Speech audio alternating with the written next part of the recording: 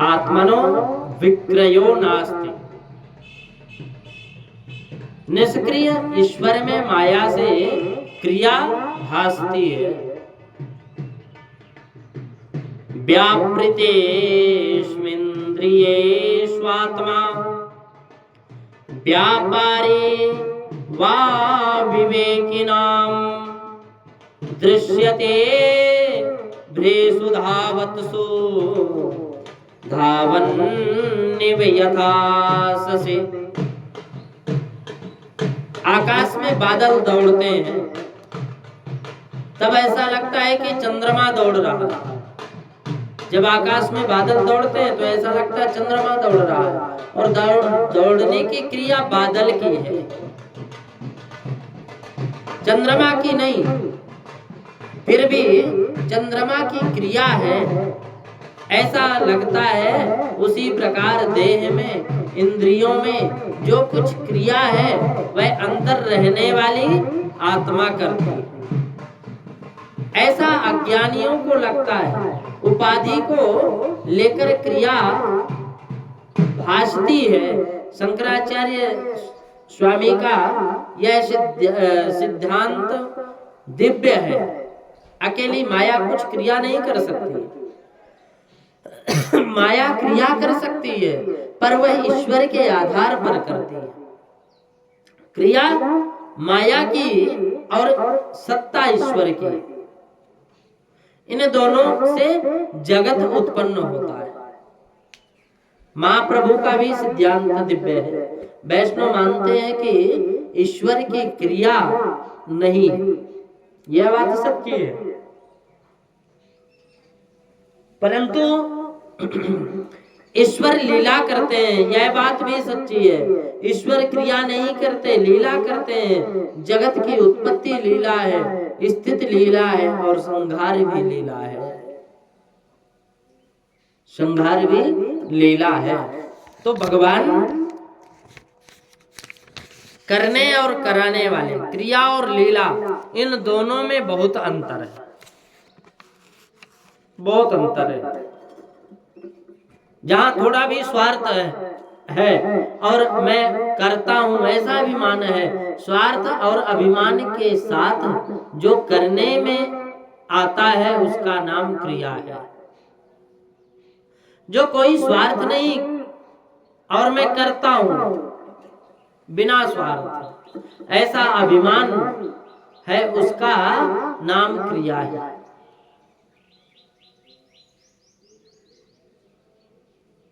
जो कोई स्वार्थ नहीं है, जहां मैं करता हूं ऐसा अभिमान नहीं है, निस्वार्थता है और निर्भिमानता जो करने में आए उसका नाम लीला है। दोनों सिद्धांत सच्चे हैं।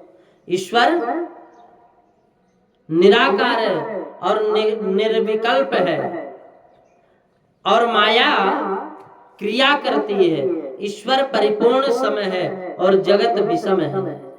विषमता तो इस माया की है और यह सिद्धांत भी सच्चा है। और ईश्वर स्वेच्छा में लीला करते हैं। राम जी जो करते हैं वह लीला कही गई है, परंतु मनुष्य जो करता है वह क्रिया कही गई है। क्रिया बंधन करती है और लीला बंधन से मुक्त कर देती है।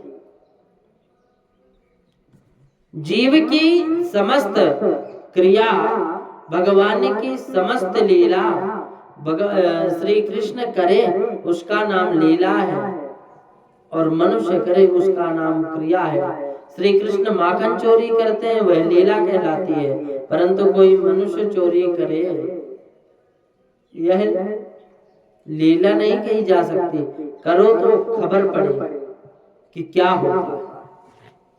परमात्मा जैसी लीला और कोई नहीं कर सकता, परंतु कोई भी क्रिया करता है तब कुछ ना कुछ स्वार्थ रख कर करता है। प्रभु जो लीला करते हैं ना, उसमें परमात्मा का कोई स्वार्थ नहीं है। ये तो सबके लिए है, प्रत्येक लीला करते हैं।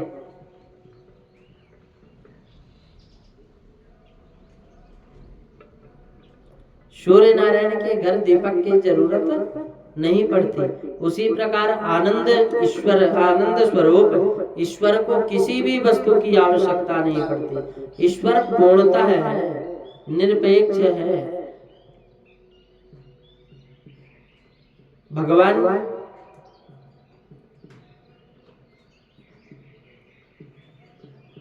बिल्कुल अलग है।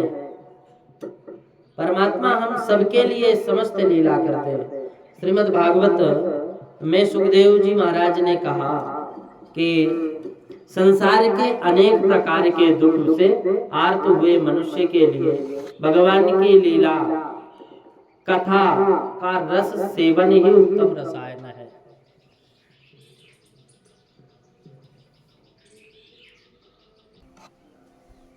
संसार सिंधु मति दुस्तर मुक्त तीरसोर नान्यः प्लवो भगवतः पुरुषोत्तमस्य लीला कथा रस निवेशण मंतरेण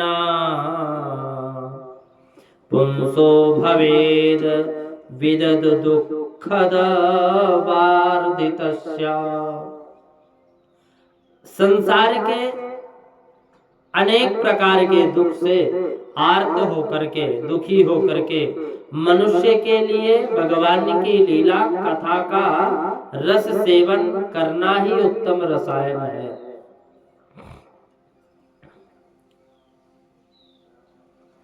इस अत्यंत दुस्तर संसार सागर को पार कर जाने की इच्छा रखने वाले मनुष्य के लिए भी परमात्मा की लीला कथा का आश्रय ही एकमात्र नौका है। भगवान की लीला कथा मोक्ष देने वाली है।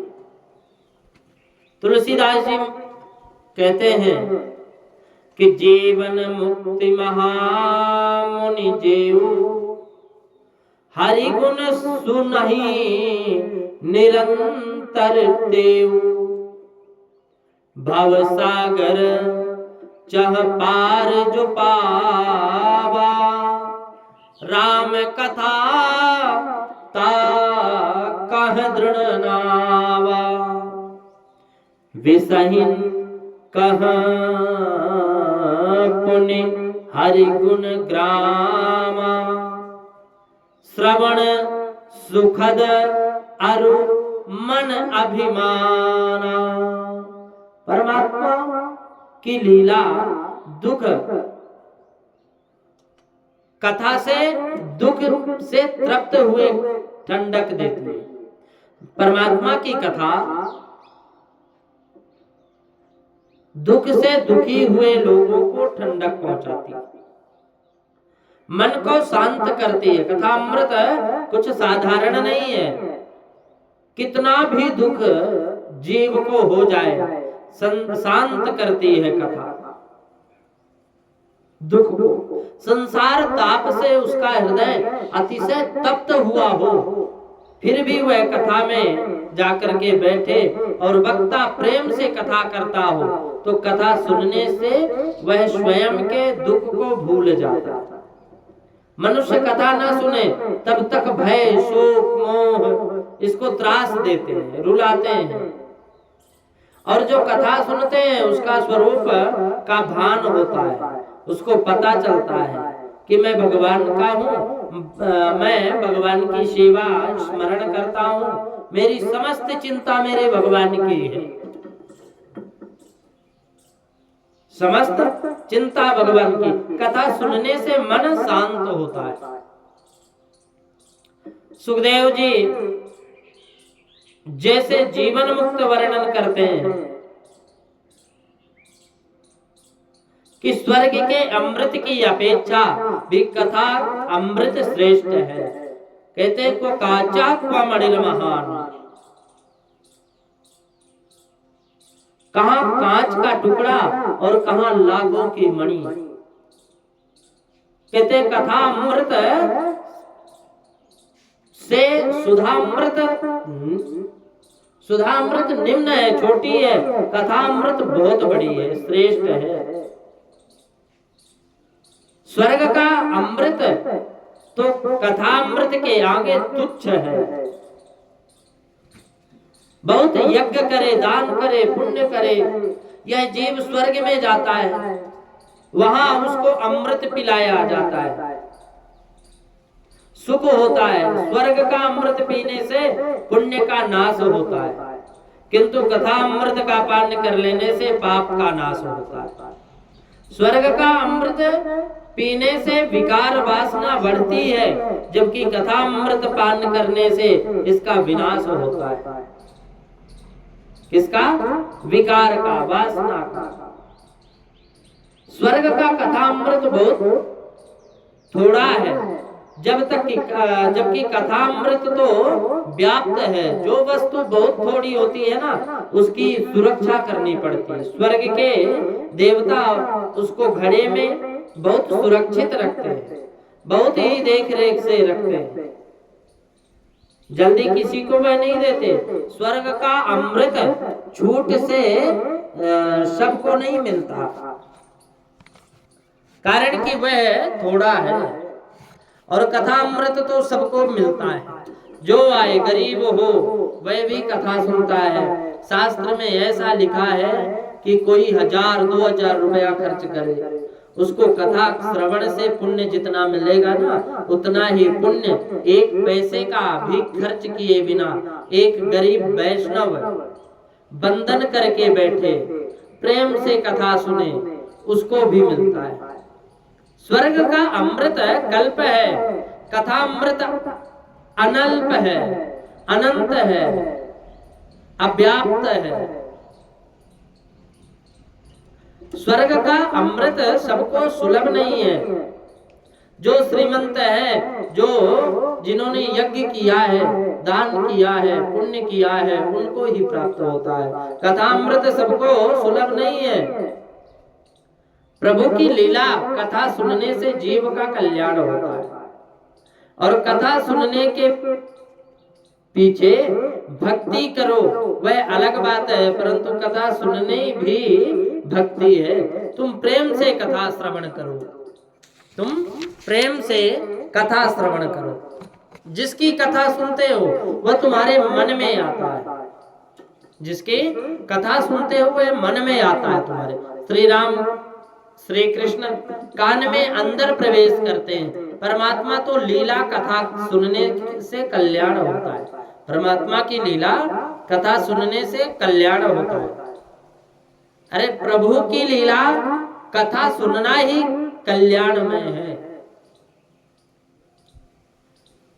कर्मकांड की कथा सुनने मात्र से कल्याण नहीं होता, कर्म का अनुष्ठान करो तो कल्याण होता है। कोई बड़ी बड़ी बातें करता है, मुझे विष्णु यज्ञ करना है, 12 कुंडी यज्ञ करना है, 108 ब्राह्मणों का वर्णन करना है, खीर का हवन करना है, ऐसी बातें करे अथवा उनसे कोई कल्याण होने वाला नहीं है। इसका अनुष्ठान हो तभी कल्याण होगा। अनुष्ठान बिना कर्म कल्याणप्रद नहीं है। उसी प्रकार ब्रह्म ज्ञान की बातें भी करे अथवा सुने, इससे बहुत कल्याण नहीं, परंतु ब्रह्म का अनुभव करे तो कल्याण होगा। ब्रह्म का अनुभव करे तो कल्याण होगा। परमात्मा के स्वरूप का अनुभव करे तो ब्रह्म विद्या सफल होती है। ब्रह्म विद्या की केवल बातें करने से अथवा सुनने से सफलता नहीं मिलती। जगत छोटा है, खोटा है, और ब्रह्म आनंद स्वरूप है। ईश्वर के बिना जो कुछ दिखता है वह सब झूठा है, मिथ्या है, सपना है, और दुख स्वरूप है। परमात्मा हृदय में है। मैं प्रभु का स्वरूप हूँ, मैं ब्रह्म से अलग नहीं हूँ। ऐसी ब्रह्म विद्या की बातें करे और सुने वह तो ठीक है, परंतु कुछ कल्याण होता नहीं है। ब्रह्म ज्ञान की बातें सुनने के बाद प्रवचन पूरा होते ही देखे कि मेरी चप्पल कोई लेकर के तो नहीं गया, उस समय याद आती है कि कोई ठीक है जगह खेल है, जगत खेल है, दुख रूप है, आनंद स्वरूप है ब्रह्म में, तो मेरे हृदय में है भगवान, मेरे हृदय में भगवान है। पर इस समय तो चप्पल हो तो ही आनंद है और ना तो दुख ही दुख है। ब्रह्म विद्या सुनने से विशेष लाभ नहीं है, परंतु ब्रह्म विद्या का अनुभव करे तो लाभ है। अनुष्ठान करे तो ही कर्मकांड कल्याण करता है। तुम कथा सुनने के पीछे सेवा स्मरण करो, यह ठीक है, परंतु मान लो कोई जीव कथा सुनने के पीछे सेवा स्मरण नहीं करता, फिर भी वह जितने समय प्रेम से कथा सुनता है उतने समय जगत को भूल जाता है, उतने समय वह भक्ति ही करता है। राम जी ने लीला की वह इसलिए कि लोग भविष्य में मेरी कथा सुनेंगे, तो इनके इतने समय तक तो जगत को भी भूल जाएंगे, मेरा स्मरण करेंगे और मैं इनका कल्याण करूंगा।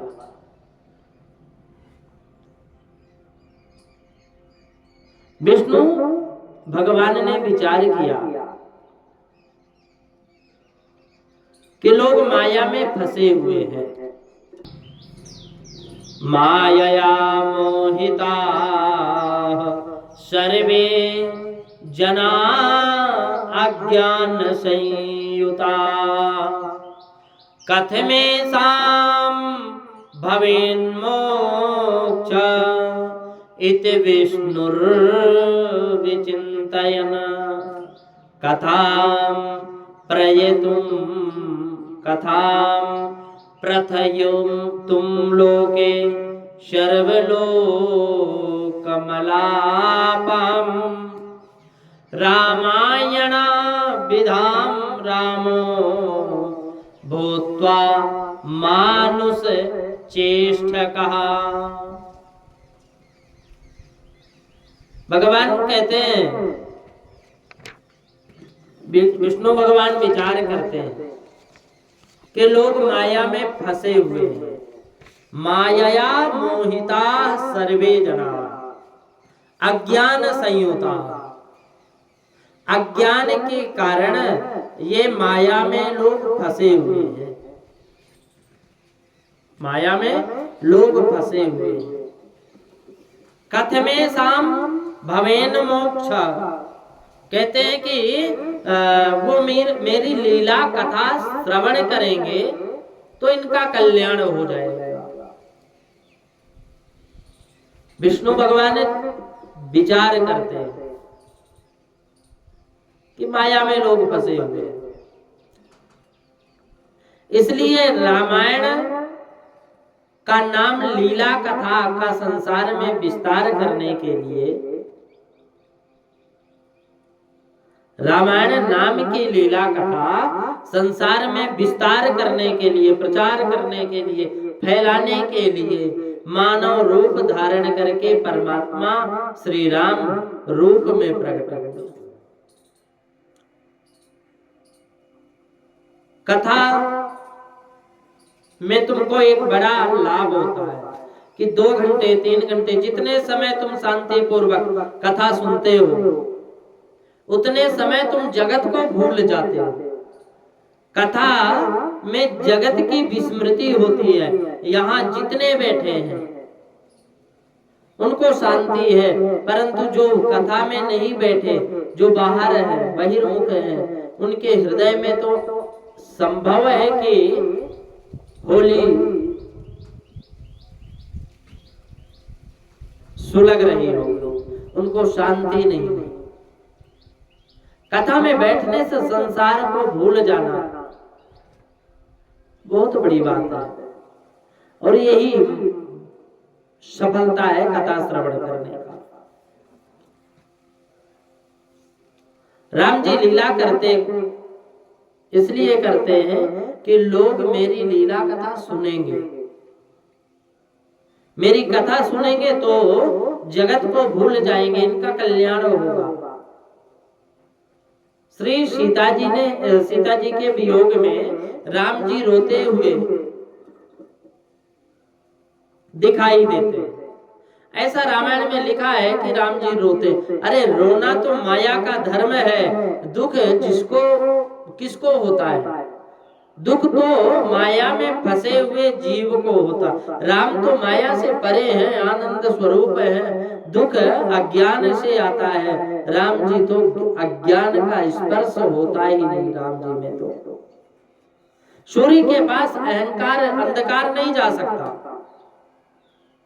ना हो न रात्रि सवितुर यथा भवेत्, प्रकाश रूपा व्यभिचार रतः क्वचित्, ज्ञानम तथा ज्ञानमिदं द्वयं हरौ, रामे कथम स्थास्यति शुद्धिचित्तघने। सूर्य के प्रकाश ना हो न रात्रि सवितुर यथा भवेत्, प्रकाश रूपा व्यभिचार रतः क्वचित्। कहते हैं कि सूर्य के पास अंधकार कभी जा ही नहीं सकता। सूर्य नारायण जहां है वहां तो केवल और केवल प्रकाश है। जिस प्रकार सूर्य नारायण के पास अंधकार नहीं आ सकता, उसी प्रकार राम जी के पास अज्ञान भी नहीं जा सकता। अज्ञान में जीव रोता है, दुखी होता है। राम जी भले ही रोवे, परंतु जगत को दुख नहीं होता। राम जी को दुख नहीं होता, वे आनंद स्वरूप है। परमात्मा शुद्ध ब्रह्म माया के संसर्ग में के बिना अवतार नहीं ले सकता। 100 टंच सोना इतना पतला होता है कि उसमें से आभूषण गढ़ा नहीं जा सकता। उसे गढ़ने के लिए सोने को दूसरी बार दूसरे धातु में मिलाना पड़ता है, दूसरे धातु में मिलाना पड़ता है। इसी प्रकार भगवान परमात्मा भी माया का आश्रय लेकर प्रकट होते हैं, परंतु ईश्वर को माया बाधक नहीं होती, जीव को माया बाधक होती है। ईश्वर को नहीं होती, जीव को होती है।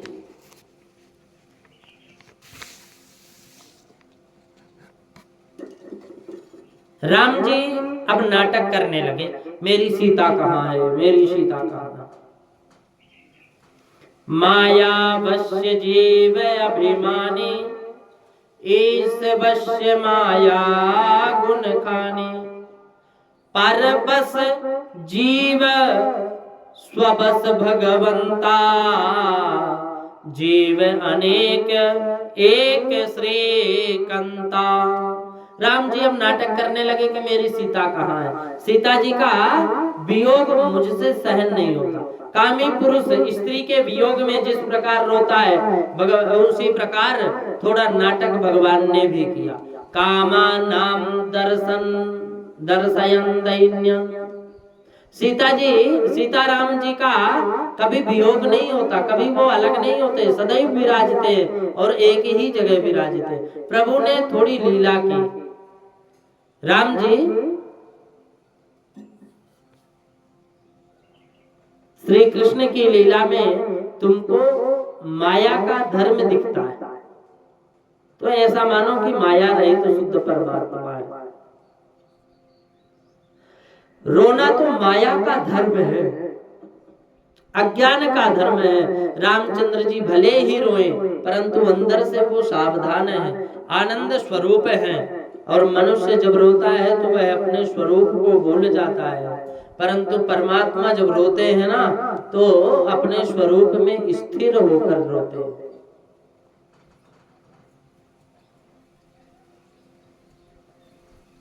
श्री राम श्री कृष्ण की लीला में तुमको माया का धर्म दिखाई पड़ेगा।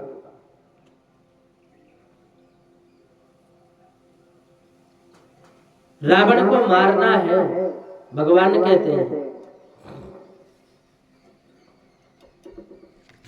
तो कुछ नाटक तो करना पड़ेगा।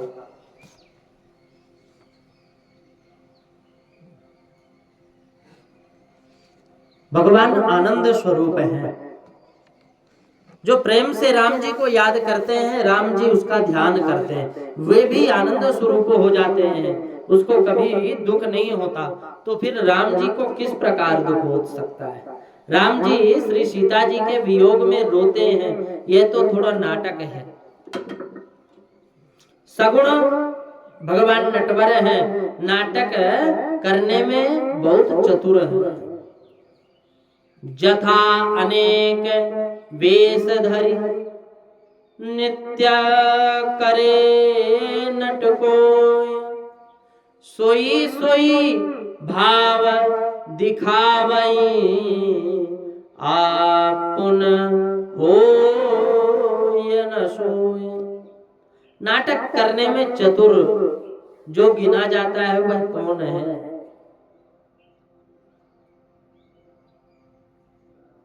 माया, ये नाटक के करने में चतुर जो गिना जाता है,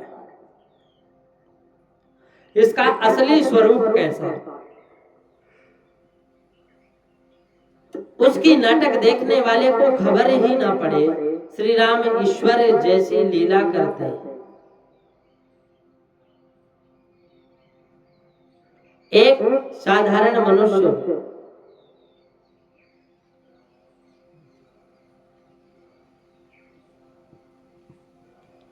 श्री राम ईश्वर हैं, परंतु ईश्वर होने पर भी ऐश्वर्य को छिपा रखते हैं।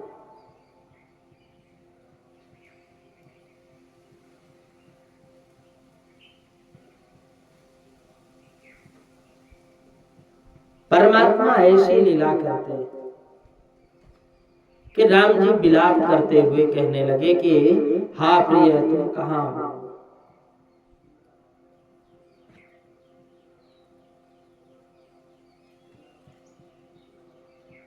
परमात्मा ऐसी लीला करते हैं। अहम मनुष्य भावेन जानोस्मिन् ब्रह्मार्थिता, मनुष्य भाव मापन्नः किंचित कालम वशामि गौ।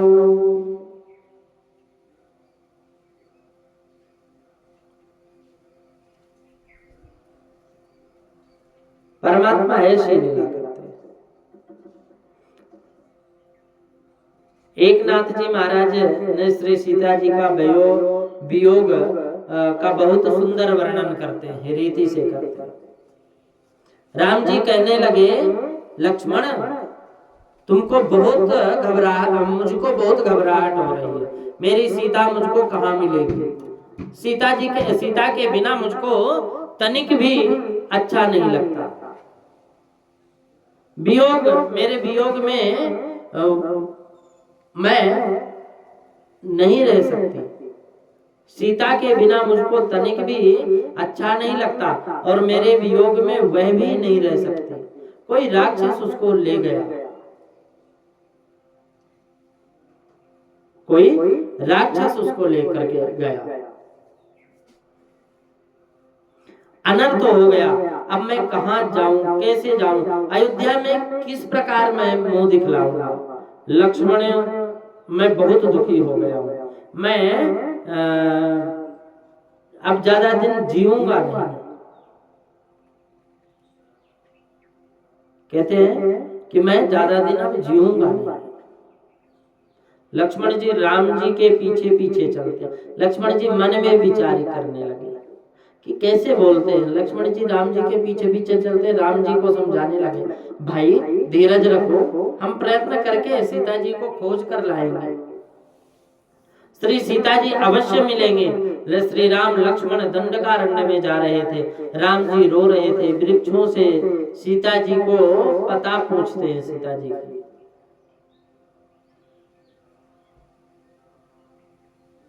सीता जी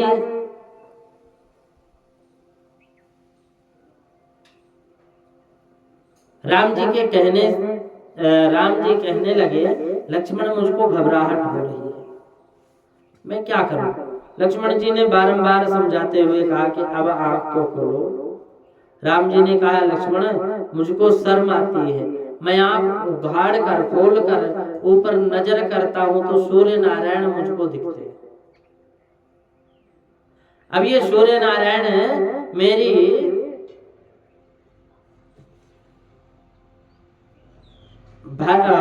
बहुत इज्जत करते हैं, मुझे बहुत चाहते हैं। मेरे वंश में तो ऐसा उत्पन्न हुआ है कि पत्नी का रक्षण भी नहीं कर सका, ऐसा सूर्य नारायण कहेंगे। सूर्य नारायण मुझको देखकर हंसते हैं, इसलिए मुझको शर्म आती है। यदि मैं आंख ऊपर करके देखूं, आंख ऊपर करके देखूं, ऐसा नहीं।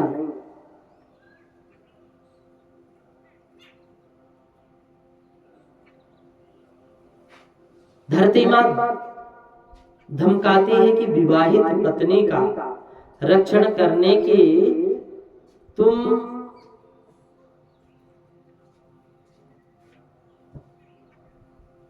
विवाह क्यों किया?